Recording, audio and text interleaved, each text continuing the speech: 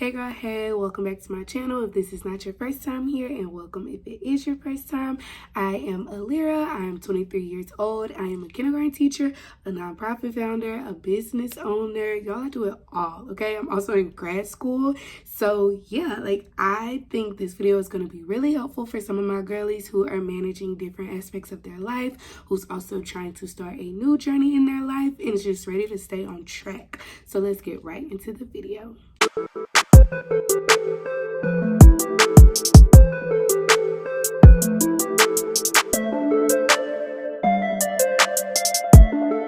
So first things first, everything you will need to plan quarter one is fairly simple, at least for me. It's kind of like stuff that you already have, I'm pretty sure. So I recommend getting a journal, like a journal strictly for planning. I wouldn't do too much more in it, but that's kind of up to you. Then also, obviously, you want a nice fresh planner for the year or the quarter that you are planning for specifically. And other than that, I have my computer, I have my iPad, I have my MacBook, all those fun things. And then also just have an open mindset, because planning your quarters will really break down a lot of your bigger goals, and you might realize things that you don't realize when you just sit down and plan the whole year. So don't think that things are too hard. Don't think that things are not attainable, basically, because that's what we're about to try to figure out in this video. So when planning your quarter, we're going to look at 5 major aspects, and that is going to be your health, your home, your finances, your business, and your personal life. These are all the major aspects that we need to get throughout our year. So for me, I like to do one major goal per quarter. I don't like to overwhelm myself because, like I said in the beginning of the video, y'all, I do a lot. So we do small things over here and we celebrate everything. Step 1 is going to be brain dumping. It seems pointless to a lot of people, but I promise y'all, you will feel so relieved after a real brain dump. Take you a fresh piece of paper out of that notebook. You are going to end up having quite a few of these. And just brain dump, write everything, right? What color you think you're going to wear to certain events throughout your 12 weeks. Write it down, y'all. Brain dumping is just that. Get everything out of your brain and put it onto paper so you can see what's what. All right, so for step 2, we are going to look at the big picture so we can simplify our goal. If we can look at our overall long-term goal, it's going to be so much easier to get an action plan created in order to get there in a short amount of time. Okay, so I definitely want to give you guys 2 different ways to plan for the quarter. In my next clip, I'll be showing you a way simpler way to do this, but this is how I personally enjoy it. This way is on my Etsy. You can print it out like I did here, or you can just download it and use it on your iPad. Oh, that was so country. Your iPad, your phone, or anything, your computer, whatever you want to do. So basically, this is really self-explanatory. Quarterly 1. You put your goals 1 through 5, and then these are broken down by January, February, March, and then clearly it goes on and on. So you put your action plan or your task right here, and then you put the due date, and then this way you can always go back, look at it, do whatever you need to do with it.